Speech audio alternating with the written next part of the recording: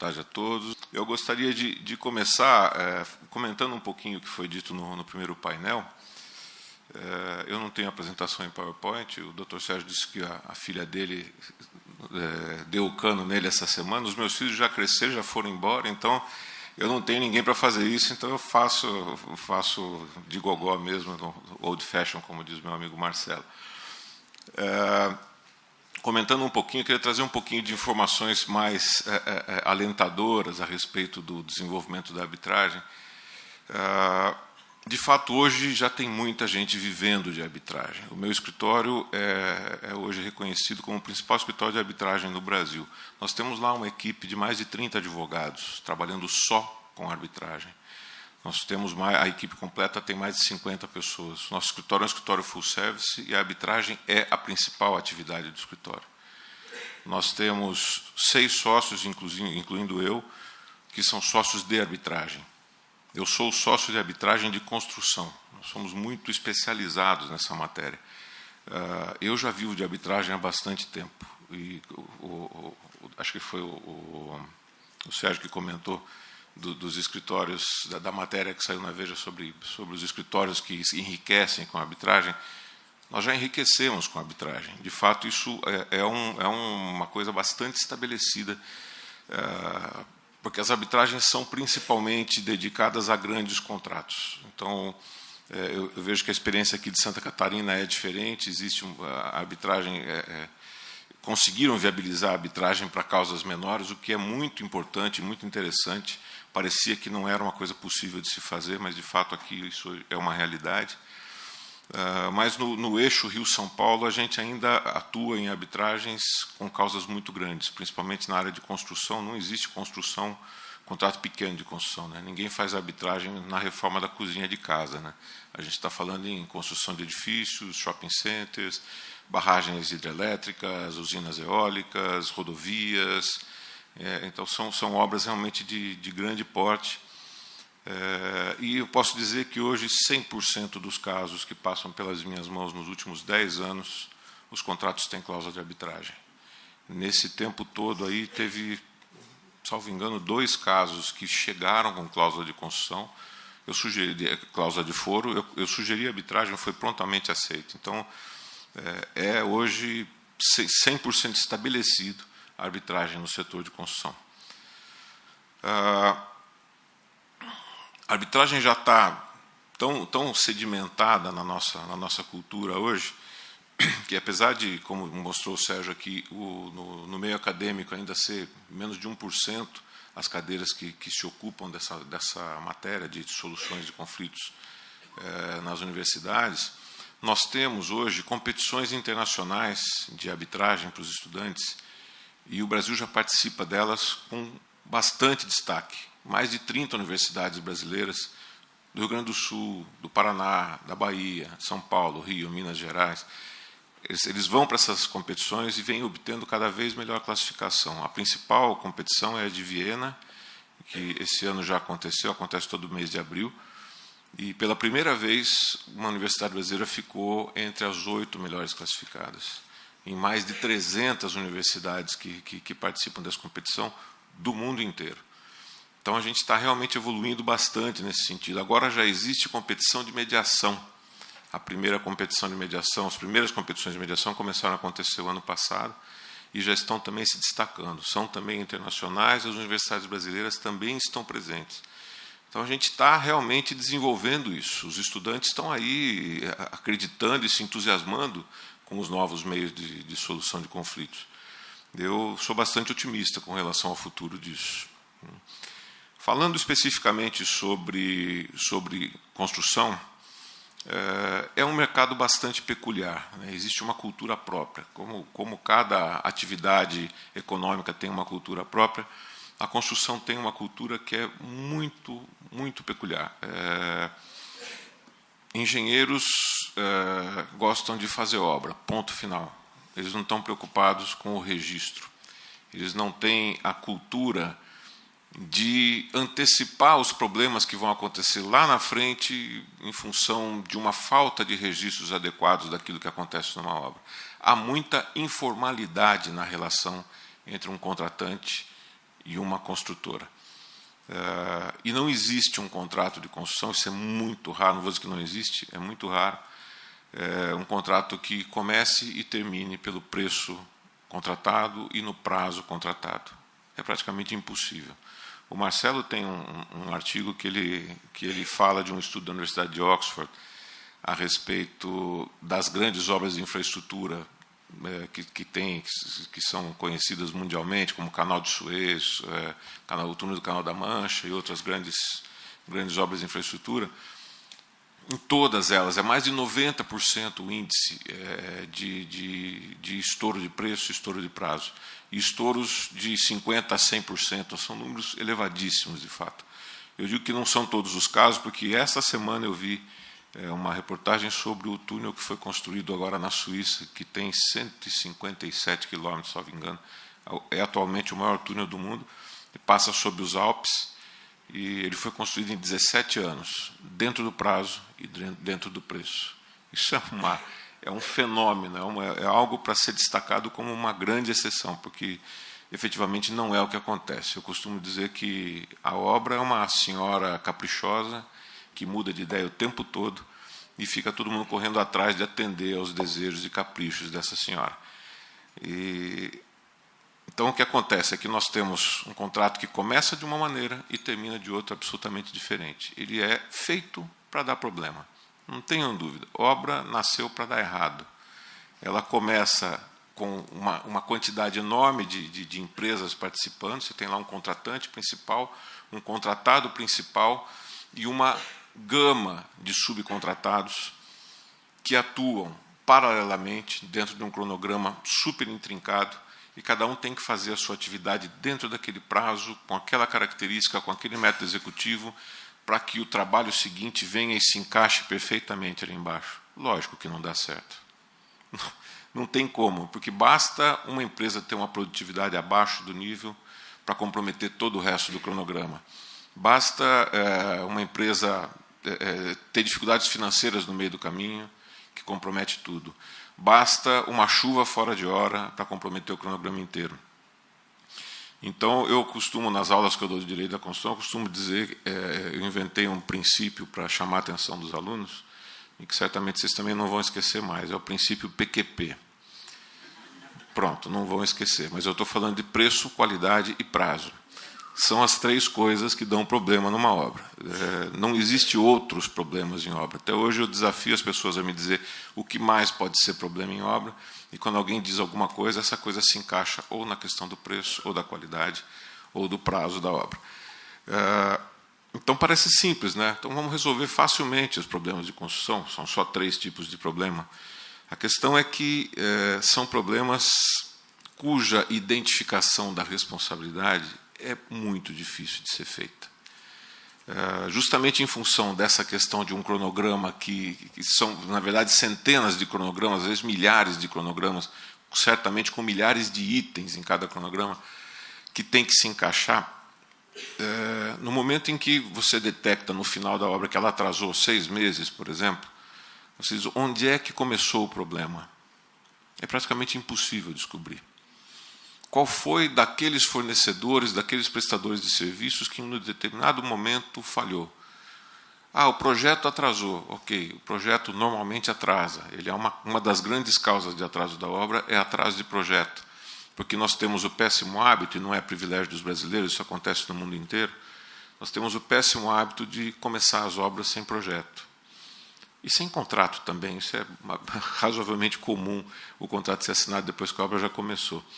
Mas as obras deveriam, num mundo ideal, o engenheiro sonha com isso, as obras deveriam começar já com o projeto executivo pronto, que é o detalhamento do projeto. Mas elas começam, quando muito, com um projeto básico, parcial, às vezes total, pronto. Mas no momento que ele vai sendo detalhado, as surpresas vão surgindo. E o detalhamento costuma demorar. Você tem um cronograma de projetos que tem que ser entregues em datas determinadas e eles fatalmente atrasam. E aí a execução da obra já está acontecendo. Aí tem que executar um determinado tipo de serviço, mas o projeto não chegou ainda. O que acontece?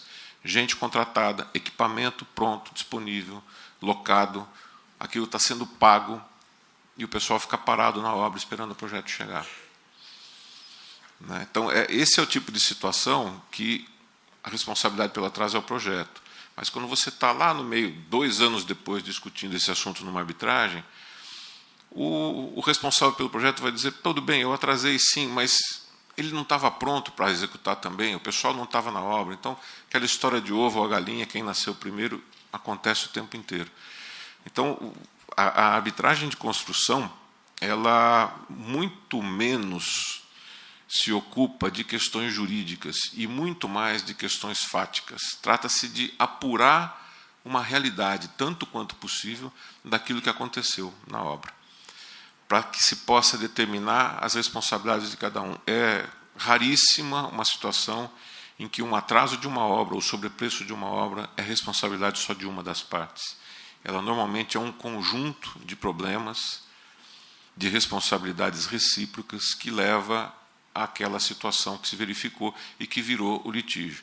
E o mais curioso é que, quando as partes vêm para a arbitragem, eu digo isso na condição de árbitro, eu atuo bastante como árbitro na área de construção, quando você vê uma parte fazendo a sua reclamação, você fala, nossa, ela tem 100% de razão.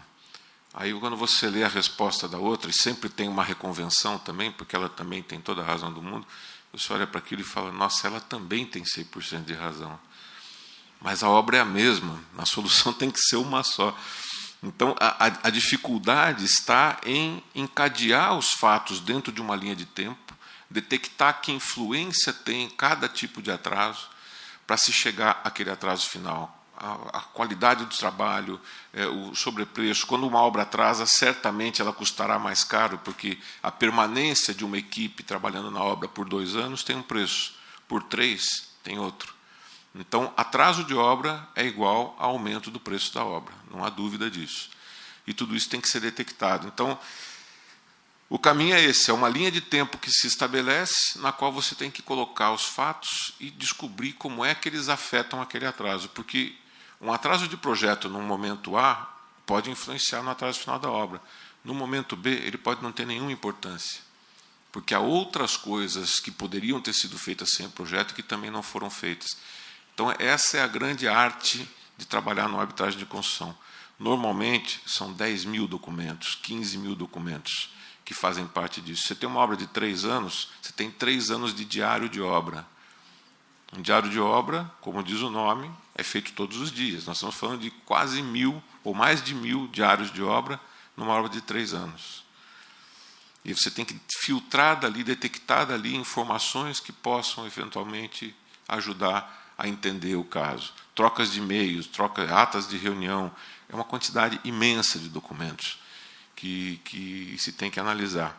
A quantidade de testemunhas nesses casos também é muito grande, porque tem os engenheiros, tem os controladores, tem os diretores das empresas, tem o terceiro que estava lá, que viu. Costuma se demorar bastante também com esse aspecto. Então, falou-se aqui do tempo, né, que se pode resolver, o quanto a arbitragem seria interessante em função do tempo. De fato, ela continua sendo muito mais rápida do que um processo judicial. Nós vimos aí uma média de 11 anos, né, para uma ação judicial. Uma arbitragem que não seja de construção costuma durar de 1 ano e meio a 2 anos. Uma arbitragem de construção dura pelo menos 2 anos, em média 3 anos.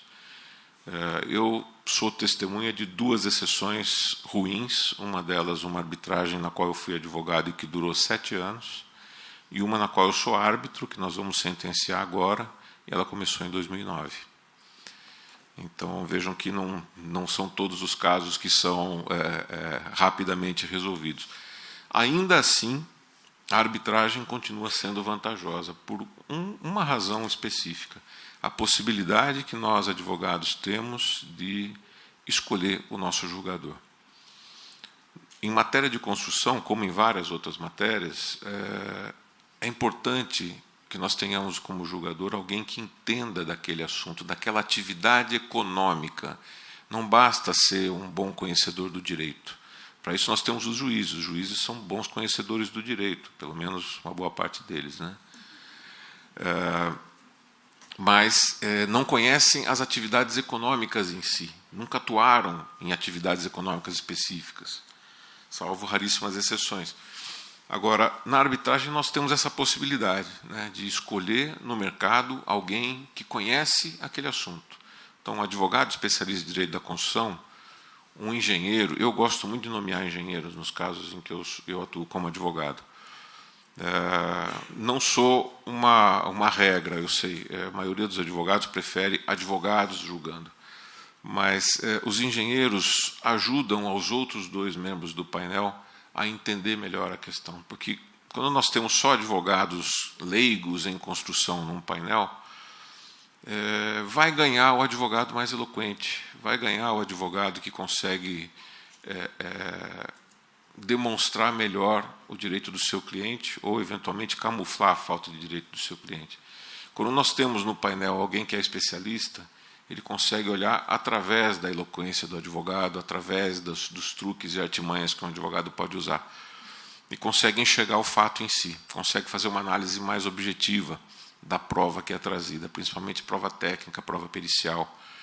Então, eu gosto muito desse especialista no painel.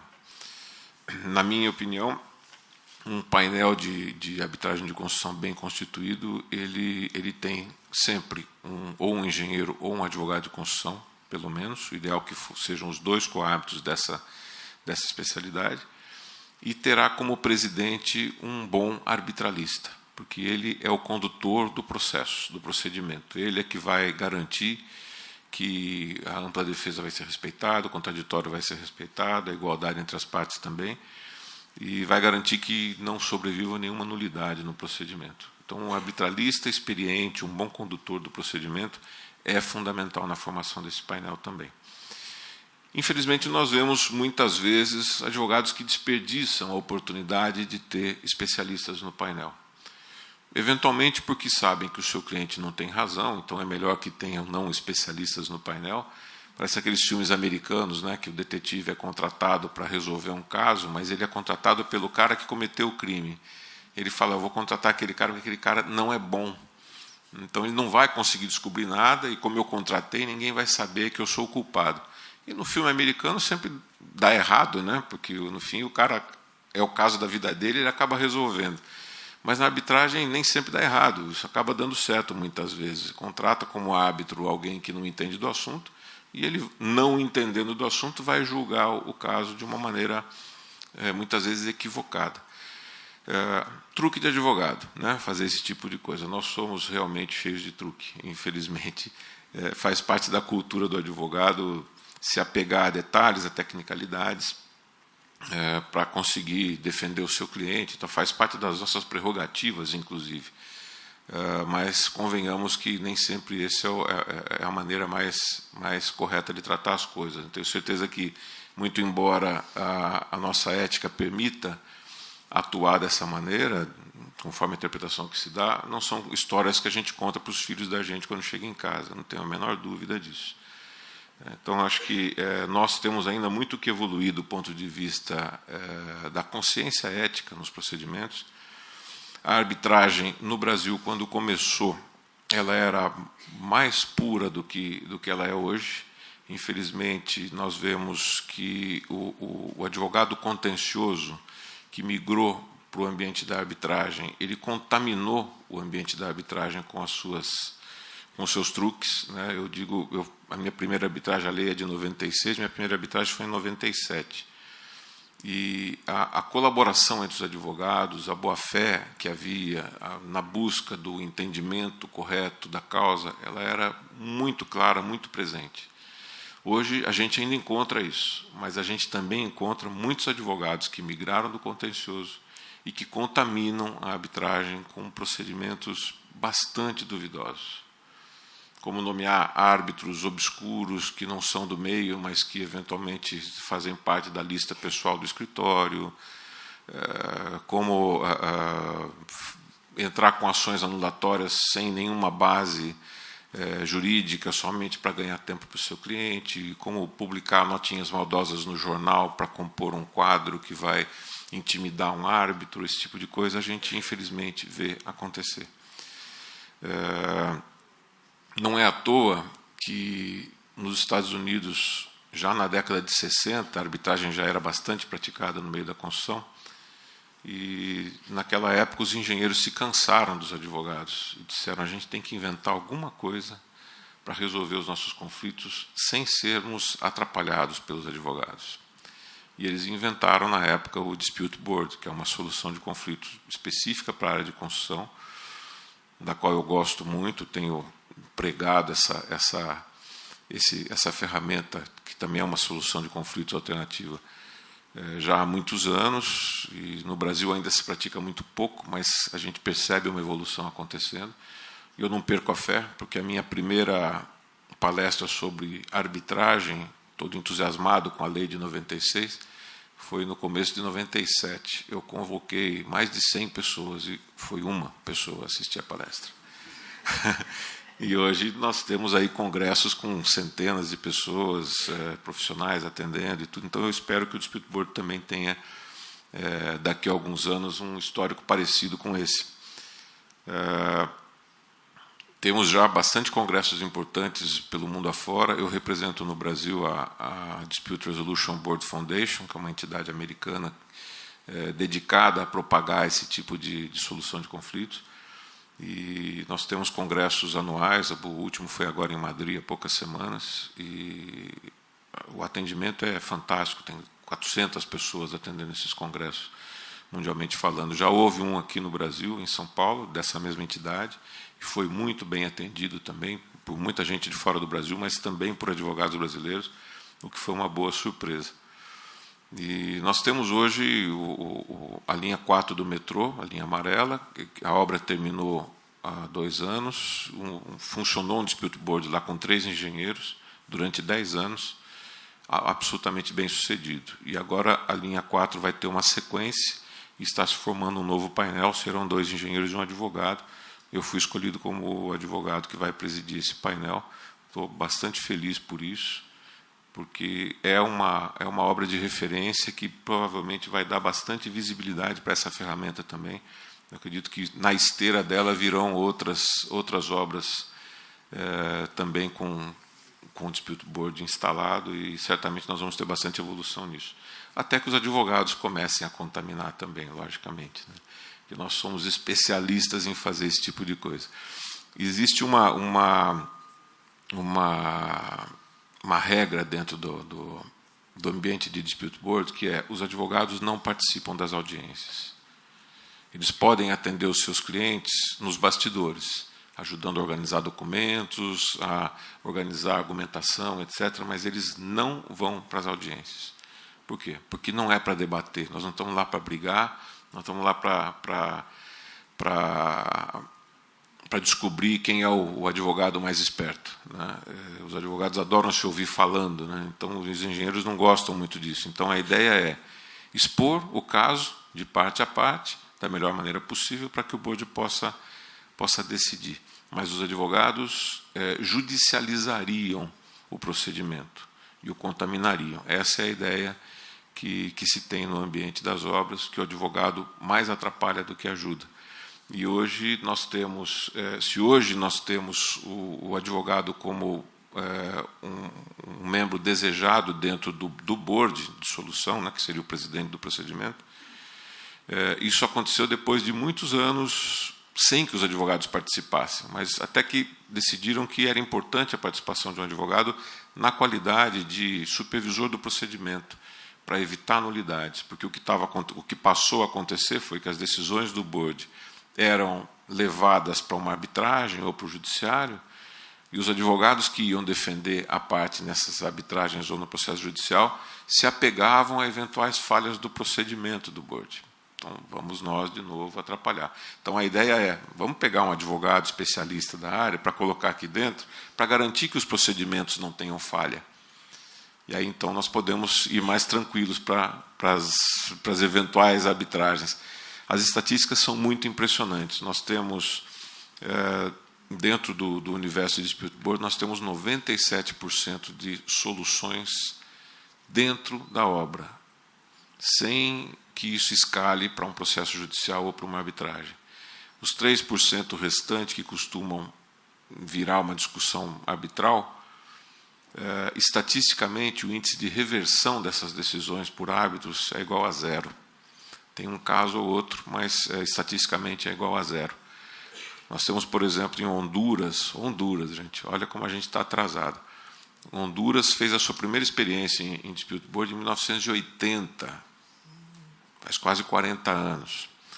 Foi uma barragem que foi construída lá e que o Banco Mundial financiou a barragem, sugeriu a utilização do Dispute Board e foi utilizado e resolveu-se 100% dos problemas. Nada foi para arbitragem. Acabou a obra, foi todo mundo embora e tudo estava resolvido.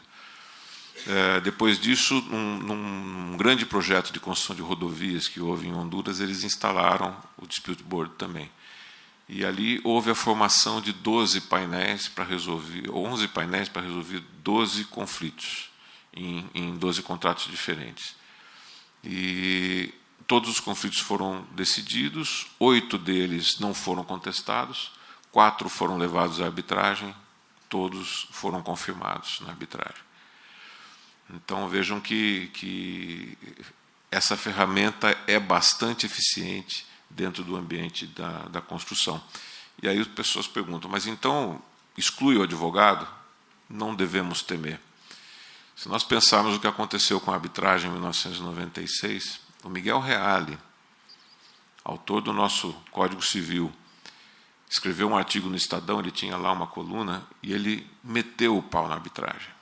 Meteu o pau na arbitragem. Felizmente, ele teve tempo de corrigir, de se penitenciar sobre isso. Antes de falecer, ele publicou um outro artigo dizendo: eu estava enganado. A arbitragem funciona, é eficaz, é eficiente, é necessária dentro do nosso sistema. E o advogado não perdeu espaço com a arbitragem. Pelo contrário, muito embora a lei não exija a presença do advogado, não existe uma arbitragem sem advogado. Não existe. Ninguém vai para uma arbitragem de um valor minimamente razoável sem contar com o seu advogado. E nós ganhamos um mercado, nós somos árbitros agora. Então, hoje nós estamos mais presentes ainda nas arbitragens do que nós pensávamos que poderia ser. No Dispute Board, nós também não perdemos o mercado, muito pelo contrário. Primeiro, porque existe a possibilidade de se atuar como membro do Dispute Board. E segundo, que uma obra que tem um Dispute Board, ela necessariamente será mais organizada. Existe uma preocupação de registro dos fatos, porque o board é um painel que acompanha a obra desde o seu início. Ele não é chamado só quando o problema surge. E como ele tem que ser abastecido de informações do começo ao fim, as duas partes têm que se organizar para fazer isso. E é nesse momento que elas precisam do advogado. Então, existe um produto jurídico que se chama gerenciamento jurídico das obras. Nada mais é do que registrar cada fato, cada pedido. Aquilo tudo que os engenheiros costumam fazer informalmente, o advogado pode estar lá para cuidar para que aquilo seja registrado. Manter aquela história toda bem contada, bem organizada, bem registrada, para que os membros do board possam receber essas informações semanalmente e que possam estar presentes na obra a cada 90 dias para discutir cada ponto e decidir cada questão que se apresenta. Então, é mais um mercado que nós temos. Nós vamos evitar processos judiciais ou arbitrais? Sem dúvida nenhuma, nós vamos evitar. Então, o advogado vai trabalhar menos no litígio, mas vai trabalhar mais na solução dos problemas, o que é muito mais gratificante. Também foi dito aqui no painel anterior sobre essa questão, né? Advogados podem preferir processos que se prolongam. O advogado moderno acho que não tem mais essa mentalidade. Essa mentalidade é mais antiga, né? Porque hoje em dia não há cliente que aceite ficar pagando eternamente pelo advogado. Então nós cobramos lá um valor X que eles pagam durante alguns meses para a gente, aí nós temos 10 anos de processo pela frente e nós já fomos pagos lá no primeiro ano, no segundo ano. Depois disso, só lá no final se a gente ganhar. Então, para nós também não é mais interessante atuar dessa maneira. Podemos cobrar por hora, no meu escritório se cobra muito por hora, mas existe um limite, o cliente também não pode ficar indefinidamente pagando aquele negócio. Então, coloca-se um limite para as horas. E chega uma hora que ele acaba. No processo judicial, ele vai acabar fatalmente muito antes do processo. Não é inteligente para nós manter processos judiciais. É melhor atuar em soluções rápidas, onde o cliente fica mais satisfeito e onde nós podemos partir para um novo contrato, para um novo trabalho, novamente remunerado, e parar de esperar o leitinho das crianças só para dali a alguns anos. Então, o meu tempo esgotou, eu fico depois à disposição aí para eventuais perguntas, mas basicamente essa mensagem que eu teria a deixar para vocês. Obrigado.